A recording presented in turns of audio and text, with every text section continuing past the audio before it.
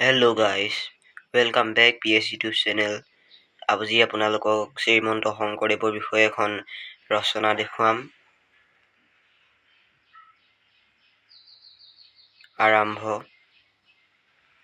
জন্ম 1449 খ্ৰীষ্টাব্দত নগাঁৱৰ আলিপুখুৰীত শ্ৰীমন্ত শংকৰদেৱৰ জন্ম হৈছিল।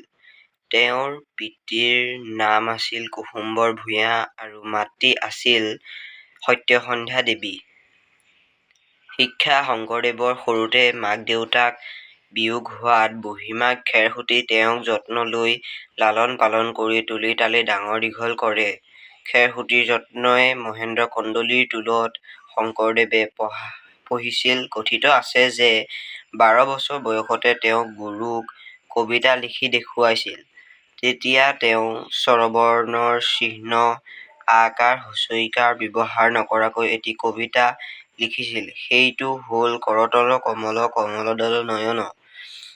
তেওঁ সংস্কৃত শাস্ত্ৰৰ গভীৰ জ্ঞান লাভ কৰিছিল। কৰ্মজীৱনী। শ্ৰী শংকৰদেৱ আছিল একাধাৰে সাহিত্যিক, সমাজ সংগঠক আৰু ধৰ্ম প্ৰচাৰক। তেওঁ উজনিত বেলগুৰি সত্ৰ, নামনিত বৰপেটা সত্ৰ আৰু কোচবিহাৰতো সত্ৰ পাতিছিল।